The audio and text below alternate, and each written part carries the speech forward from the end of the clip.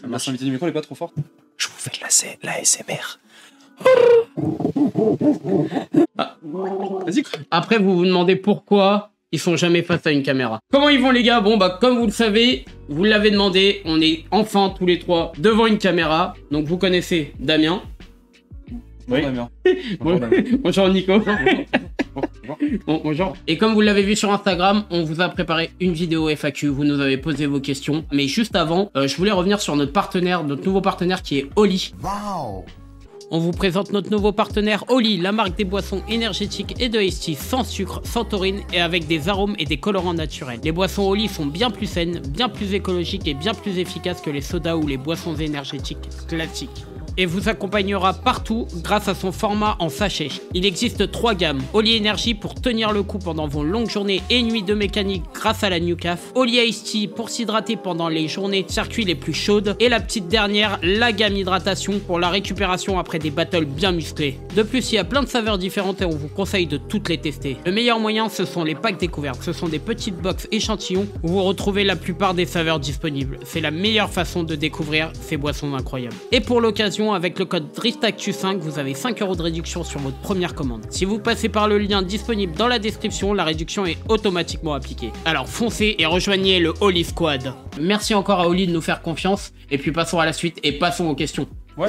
Donc on est parti pour la première question de Saoun Omrad. Attends, on n'a pas dit que ça faisait très ambiance premier entretien de... Pour ceux qui connaissent, voilà. Première question sur Instagram, donc de Saoun Omran. Vous pensez qu'un jour il y aura un Français au D1 GP ou au Formula Drift Japan? Non, au D1. Non. Ou alors si ça peut être comme Fausto. Ah oui, mais le Brésilien là. C'est un Brésilien qui s'est installé au Japon et qui a fait ça. Oui, il y en a un qui fait, par exemple, il fait à Ibizu, là, il a une entreprise là-bas. On avait vu sur. Ouais, Cam Adams sur Instagram d'ailleurs. D'ailleurs, j'aimerais bien rencontrer parce qu'il a. Ouais, il est vraiment cool et d'ailleurs on lui fait un shout-out. Je pense que c'est quelqu'un qui est là-bas et qui s'est sûrement installé là-bas. Je vois pas un pilote français y aller juste pour ça. Mais en fait, c'est quelqu'un qui a fait sa carrière. En fait, la vraie question, c'est. Alors, la réponse, spoiler, non, il n'y aura jamais un sponsor qui va pouvoir financer à hauteur d'un Français une compétition à l'étranger, je pense. Mais on n'est pas à l'abri d'un Français qui pète un plomb, qui veut partir vivre au Japon, ou d'un Français qui, et parce qu'il a les moyens, veut se faire plaisir d'aller à l'étranger, et notamment au Japon, pour faire cette compétition. Mais honnêtement, il faut juste être logique, je pense que avec un sponsor, ou même une multitude de sponsors, aller faire une compétition au Japon, grâce à des sponsors, je pense pas que ça puisse être possible, en tout cas pour l'instant. Après, avoir un Français au D1GP ou au Formula Drift, comme dans chaque compétition internationale où on veut voir des Français. Cool des mecs. Prochaine question de Seb. Quelle est la couleur de votre caleçon? Oh bah c'est gris, avec une bande bleue. Moi, Calvin gris. Moi c'est gris aussi. Bon, on a tous choisi le gris. Après, il est gris devant. Derrière, je vous promets rien. Je suis force jaune devant, marron derrière. Prochaine question intéressante. Et vous, c'est quand que vous vous mettez au drift? Alors bon, moi je réponds direct.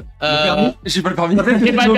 J'ai pas le permis. Et comme je vous ai dit déjà sur les live Twitch, ça m'intéresse pas forcément de drifter pour l'instant. Qui est à l'inverse de nous. Nous on attend que ça en fait. Ouais. Enfin on est Damien.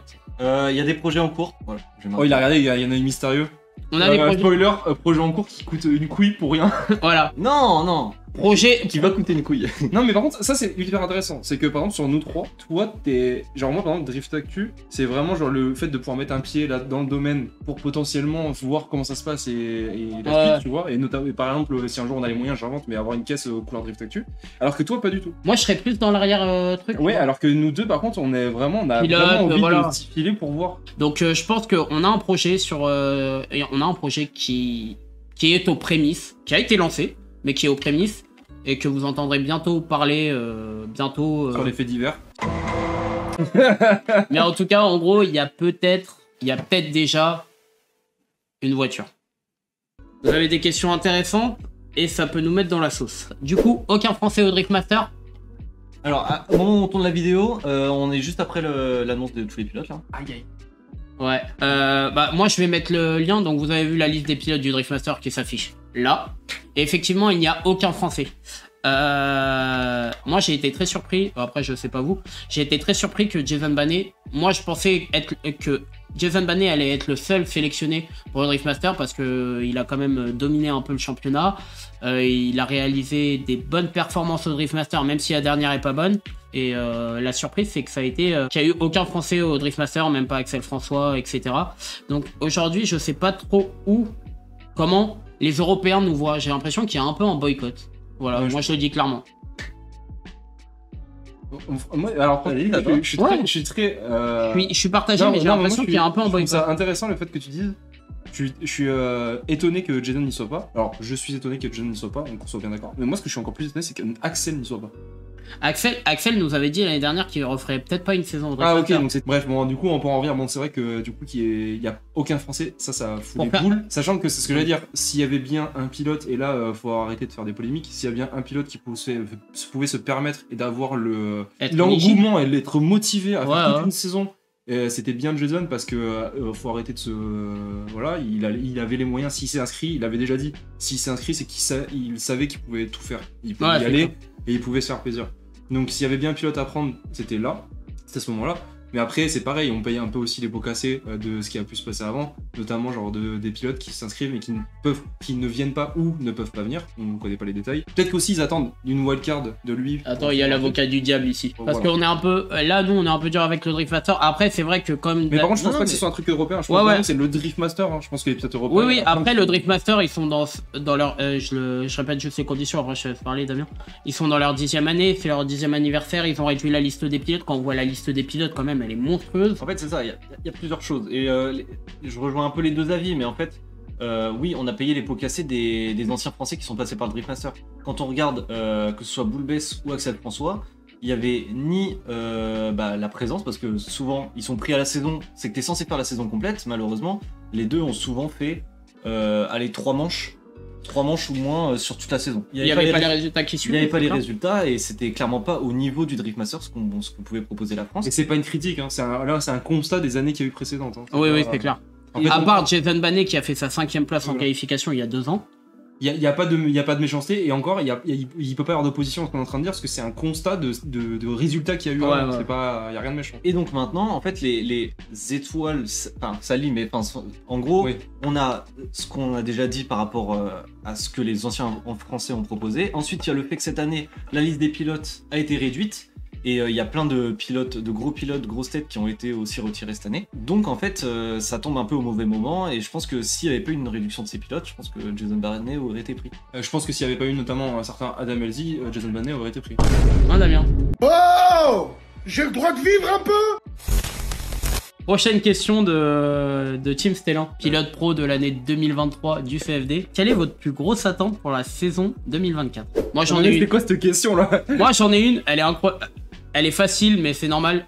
La catégorie pro au CFD. C'est un des trucs que j'attends le plus cette année. J'espère qu'il y aura du spectacle, que ça va voler à vedette aux élites. Et puis voilà. Et l'AFD, honnêtement, la liste m'a plus hype que la liste des mecs. Je l'avoue. Moi, ce que alors, c'est con, mais j'ai trop envie de voir, c'est quel est le nouveau tracé de l'Iron. C'est une de tes plus grosses attentes? Peut-être pas la plus grosse, mais en fait, ils m'ont mis trop l'eau à la bouche. En fait, ils ont dit qu'ils allaient changer de tracé pour un tracé plus rapide, que je trouve c'est une connerie parce que le tracé est déjà parfait. S'ils font le même tracé que le DCGP, si vous connaissez pas, vous tapez DCGP Ferropolis 2023, et vous le verrez. Mais il est plus rapide, donc ça correspondrait. Et vu l'espace qu'il y a, c'est le seul tracé différent qu'on pourra avoir. Mais voilà. J'ai d'autres attentes, j'ai d'autres trucs, genre par exemple le Connor à Long Beach, spoiler il va gagner, voilà. Et ensuite... Ah ouais, tu la colles. Et après, voilà. On connaît même pas sa voiture. Allez. Alors moi je sais celle qui est de Damien. C'est Elzy au Driftmaster. Oh shit, here we go again. Ah, Elzy au Driftmaster. Attends, excuse-moi, Elzy au Driftmaster, t'es trop cool. Il roule en quoi? E36, c'est un loisir. Ok, Nick Nack il roule en quoi? Oui. Mais c'est la même caisse. Oui, c'est pas le même pilote non plus. Hein. Elzy, c'est le Thibaut InShape du drift. Damn, les gens. Genre, j'adore Thibaut InShape, hein, mais genre disons qu'il parle de muscu, mais c'est pas un culturiste. Elzy, il parle de drift, c'est pas le drifter du monde non plus. LZ S15 on Nitto tires.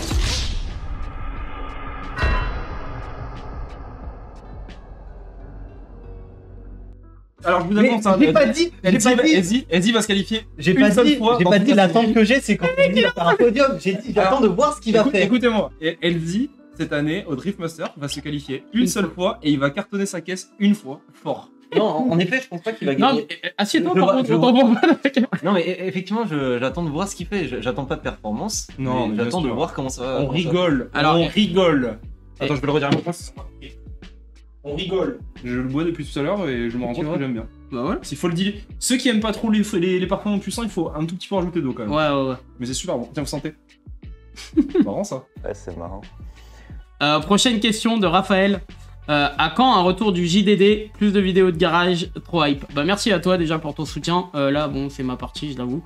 Les retours du JDD se fera à partir du... Je pense que quand la saison sera lancée, donc mi-avril, je compte bien refonder le format et tout, faire un facecam encore et faire un truc vraiment cool et fun pour que vous suiviez et que ça soit plus détaillé encore. Et concernant les vidéos garage, on va voir des pilotes dans leur garage qui marchent plutôt bien. D'ailleurs, surtout la dernière avec Etienne et Guigui, vous avez eu beaucoup de retours. Ouais, il va en avoir d'autres de prévus avec des pilotes qui sont sélectionnés au CFD et d'autres qui ne sont pas sélectionnés au CFD, que pas forcément des pilotes. Voilà. Prochaine question de Malo. Est-ce que vous serez au CFD cette année? La réponse est Je sais pas. non. Non. Ah toi non, toi non. Ah, Non, bah, non, alors non. moi non plus. Comme vous savez, le CFD il a été repoussé d'un mois. Je pense que le fait c'est qu'il n'y avait pas beaucoup de pilotes prêts, etc. Et donc ils le font le 1er avril. Malheureusement, on sera pas là. Malgré que ça fait des sortes de effets officiels. Moi, je trouvais l'idée bonne En de vrai, base. ça serait trop bien aller. Hein. Ça m'aurait fait. Ouais, voir c'est des effets. Comme des effets Je hivernaux. considère souvent que le premier round du CFD c'est les tests des voitures parce que personne n'a fini sa caisse avant le CFD, avant la première manche. Donc en fait ils viennent tous première manche faire leurs essais. Donc là c'est bien, ils font une journée d'essai avant le championnat, comme ça les pilotes pourront essayer leur caisse avant. Ceux qui auront fini Je leur trouve que c'est une bonne idée. Moi je trouve que c'est une bonne idée et s'ils arrivent à le mettre en place comme des vrais essais hivernaux en Formule 1, ça peut être vraiment cool. Ou avec leur deadline et putain un règlement qui serait trop bien. Vous devez présenter vos voitures aux essais divers sinon bien sûr. vous faites pas. Prochaine question de Cristiano. Ça pourrait être bien une vidéo react au wildcard du CFD et du Driftmaster. Oui. Ça serait Oui. sympa. Ça serait bien. Après, on aurait plus de réactions pour les annonces wildcard du Driftmaster parce que on serait plus susceptible de les connaître alors que des wildcards du CFD, on les connaît tous et on a déjà les réponses en fait. Alors je pense que ça peut se faire en live Twitch. Mais d'ailleurs donnez-nous qui vous aimeriez bien voir en wildcard au Driftmaster et au CFD cette année. Mais en tout cas c'est une bonne idée, merci à toi Cristiano. Alors une autre question de Eddie F22. Quand est-ce que vous serez speaker au CFD? Alors, nous d'abord, ça nous a toujours intéressé de voir comment marche un championnat de l'intérieur. Que ça soit question règlement, question commentateur, etc. Moi, comme vous voyez déjà, depuis cette année, on revoit des manches internationales. Et moi, j'aimerais bien être commentateur. Il faut bien savoir que commentateur et speaker, c'est deux choses différentes. Commentateur, c'est vraiment pour les téléspectateurs, enfin les viewers. Donc moi, pourquoi pas soit être commentateur du CFD, soit être commentateur français pour un autre championnat, ça serait trop cool. Et après, le côté juge, ça serait pas mal même de savoir pas mal de choses sur le jugement. Après, ce qui est compliqué pour que toi tu fasses du commentary, c'est qu'il y a des filtres pop, mais il n'y a pas des filtres S. Je suis obligé de faire une blague. Non mais en vrai par contre, si, genre moi, commentary aussi ça me chaufferait. Et une chose que j'aimerais bien voir cette année, c'est d'être dans la cabine des juges au moment des jugements pour voir exactement ce qu'ils ont comme image, comment ils jugent, et aussi notamment pour que nous, on puisse donner, parce qu'on nous a souvent reproché de ne pas avoir toutes les infos, et justement avoir pleinement toutes les infos pour pouvoir, quand on communique avec vous, nous donner nos avis, que nos avis ils soient maintenant un peu plus professionnels sur le jugement. Je pense que contrairement à vous, je me verrais plus dans juge que speaker, mais c'est vrai que psychologiquement c'est très dur. Et tu te fais un peu rabaisser pour de la merde. Mais de toute façon, on l'a déjà dit, tu te fais disons que quand tu donnes tous les éléments à des gens, s'ils commencent à critiquer, c'est que c'est de la mauvaise foi. Ou alors c'est parce que vraiment il y a le règlement qui n'a pas été respecté. Si à un moment tu te sens lésé sur les jugements, c'est qu'il y a un moment il manque un truc. Après, s'il y a un règlement, il manque des s'il y a un règlement, il va déborder. Oui. Moi je rebondis sur deux choses. Déjà, peut-être qu'on verra plus de juges différents en France avec ce que prépare le CFD pour leur compétition régionale, donc ça peut peut-être venir. Et de deux, n'hésitez pas à nous dire dans les commentaires si ça vous intéresse justement d'avoir peut-être une vidéo sur les jugements et tout. Moi je pourrais clairement, s'ils sont chauds, si le CFD vous êtes chaud, n'hésitez pas à nous les envoyer par message ou sur YouTube. On va calmer, d'ailleurs on en parlera, mais on va calmer les vlogs sur les manches du CFD. Oui, et ça peut être l'occasion de vraiment filmer tout un environnement, genre de vie sur le championnat et d'un moment de juge ou d'un moment de speaking ou des trucs comme ça. Ou en profiter de faire des vidéos un peu plus ciblées sur une week-end de manche, que ça soit sur les jugements, ça peut être sympa aussi de suivre le directeur de course. Enfin, ça peut être sympa. Et ça peut permettre de vous montrer tous les éléments qu'ils ont en leur main pour faire des jugements. Et nous, ça va nous permettre aussi d'émettre un avis aussi, tout simplement, parce que on n'est peut-être pas juge, mais on vit quand même le drift depuis moins d'années que eux, mais on le vit pleinement. Et on peut donner, je pense, un avis qui soit objectif sur la manière de faire. Dernière question de Jérém E92 Drift. Bon, pour ceux qui l'ont connu peut-être. Mais il s'appelait pas Jérém S4 Drift? Donc il nous pose une question tout simple, apparemment il y a des demandes.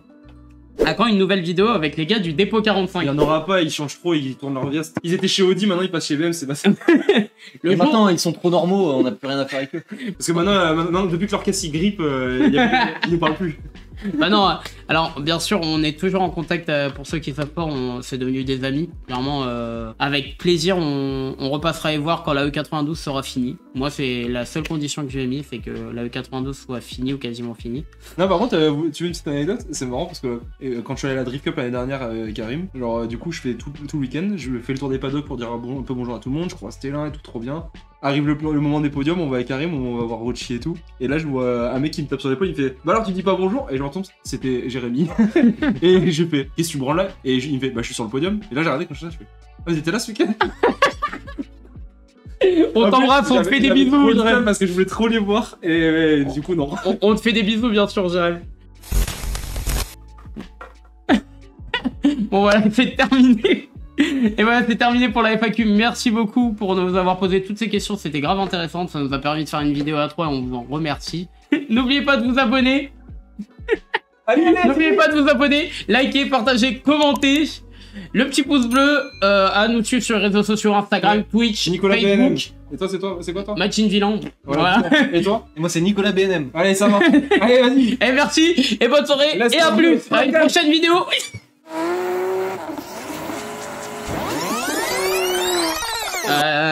Bon, nouvelle question de Maxence, qu'on ne connaît pas du tout d'ailleurs. Voilà. Une question pour toi. Est-ce que la cousine de Nico va revenir cette année? Oui. Alors I'm coming for the throne.